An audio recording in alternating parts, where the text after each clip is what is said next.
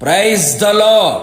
ప్రార్థన ఆలకించువాడైన యేసుక్రీస్తు ప్రభుల వారి అతి పరిశుద్ధ నామములో మీ ప్రార్థనలన్నీ నా యేసయ్య సఫలపరచును గాక. ఈ దినపు యేసయ్య జీవపు మాట 78వ కీర్తన 34వ చరణం. హృదయపూర్వకముగా దేవుని బతిమాలుకొనిరి. యేసయ్య శుభనామములో ప్రతి స్థలములో నిత్యము విసుగక ఎడతెగక పట్టుదలతో ఏకమనస్సుతో ఉపవాసముండి ప్రార్థించుచున్న నా దేవుని ప్రియులారా, మీకు ప్రతి విషయములో శుభము కలుగునుగాక. ఆయన సన్నిధిలో ఆయనను దైన్యముతో వేడుకొనినప్పుడు ఆయన ప్రార్థన మొర్ర ఆలకించువాడై ఉన్నాడు.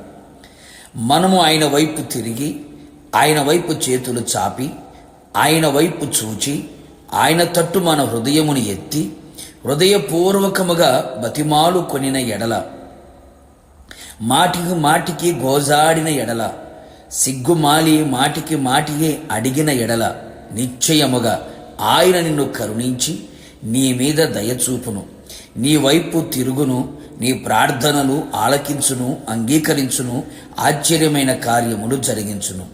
నా ప్రియ దేవుని బిడ్డ, ఆయన కఠినాత్ముడు కానే కాదు. కోపించుచునే వాత్సల్యతను చూపగలిగిన గొప్ప దేవుడు, ప్రేమగల దేవుడు. నా దేవుని ప్రియులారా, ప్రార్థనలో బతిమాలు కోవటం మనం నేర్చుకోవాలి. అనేకులు అడిగి వదిలేస్తారు, జరగకపోతే సనుగుతారు, గొనుగుతారు. దేవునికి, దేవుని మందిరమునకు, దేవుని సేవకునికి దూరమైపోతూ ఉంటారు.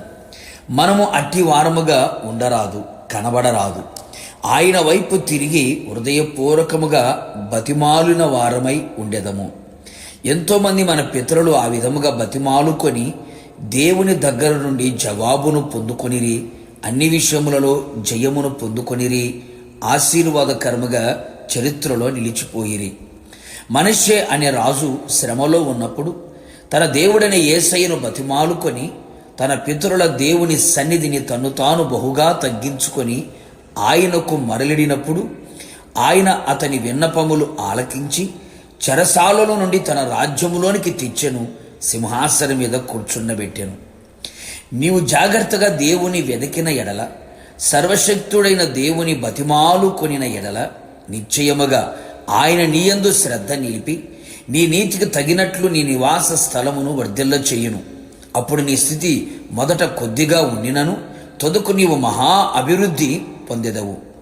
మనము దేవుని బతిమాలు కొనిన ఎడల ఆయన మనలను కటాక్షించును. ఆయన కటాక్షము, కనికరము, కృపలో దాగి ఉన్న ప్రతి శ్రేష్టమైన ఆశీర్వాదములని మనం అనుభవించదము.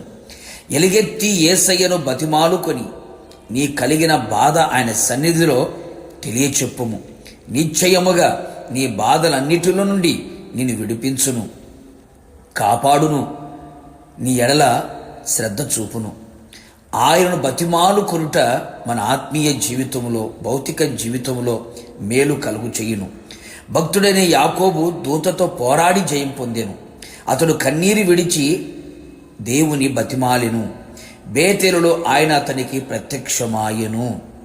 ఆయనను బతిమాలి స్వస్థత పొందినవారు, మేలులు పొందినవారు, పోగొట్టుకున్నవి తిరిగి పొందినవారు, వాగ్దానమును స్వతంత్రించుకున్నవారు అనేకులు కలరు.